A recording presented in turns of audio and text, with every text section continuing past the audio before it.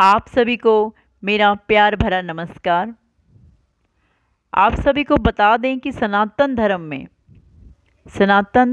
धर्म में हमारे जितने भी देवी देवता हैं उन सभी का उल्लेख किया गया है और सनातन धर्म एक बहुत ही अच्छा धर्म माना गया है जिसमें छोटों से लेकर बड़े तक की सभी के बारे में उल्लेख किया है और किसी जीव को सताने की अनुमति नहीं दी गई है, चाहे वो छोटा जीव हो या बड़ा जीव हो। और सनातन धर्म सबसे अच्छा धर्म माना गया है जिसमें देवी देवताओं का काफ़ी रूप से उल्लेख किया गया है। आप सभी को बता दें कि हनुमान चालीसा का पाठ हम करते हैं, उसके अंदर एक बहुत गहरी बात छुपी हुई है जिसके बारे में बहुत कम लोग जानते हैं।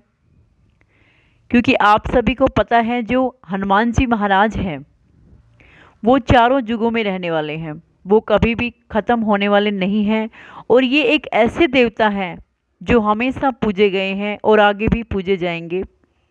और सनातन धर्म में बजरंगबली को बहुत ही महत्व दिया गया है और बजरंगबली के नाम पे लोग मंदिर बनवाते हैं, पूजा करते हैं।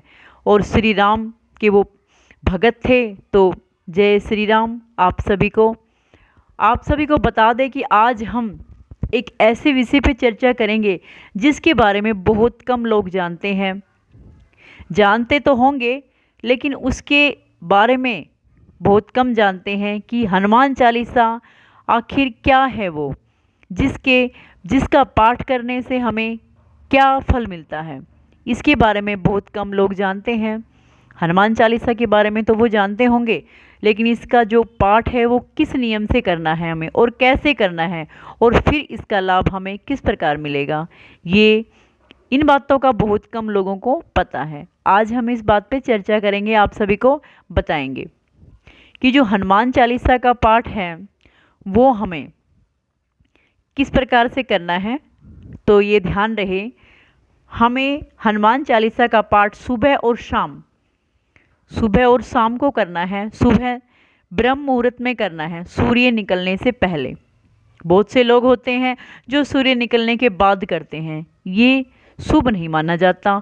करते तो हैं लेकिन उसका फल उतना नहीं मिलता जितना हमें ब्रह्म मुहूर्त में हनुमान चालीसा पढ़ने से मिलता है।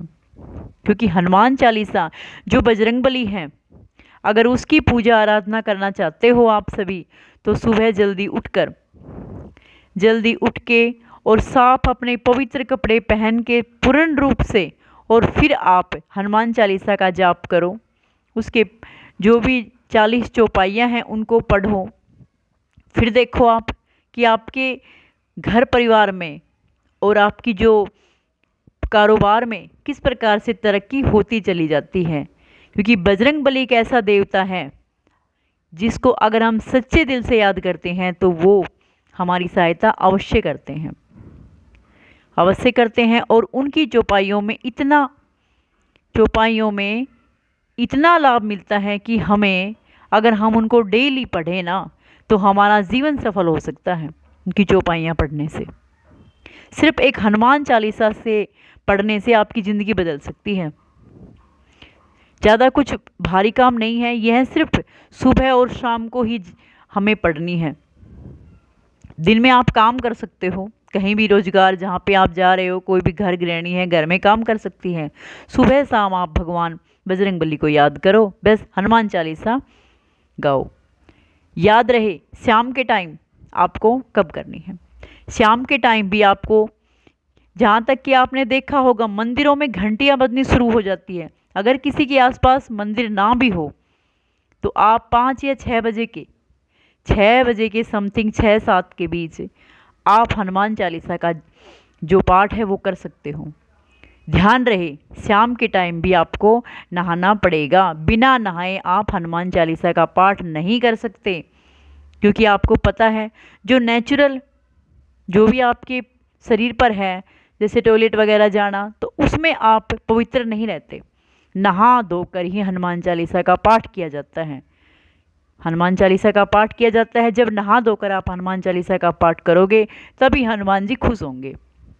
क्योंकि पता नहीं हमारे हाथ कहाँ कहाँ लगते रहते हैं, हाथ हमारे पवित्र होने चाहिए। जब हम उस बुक को पढ़ेंगे, हाथ में लेंगे, तो हमारे हाथ पूर्ण रूप से स्वच्छ होने चाहिए।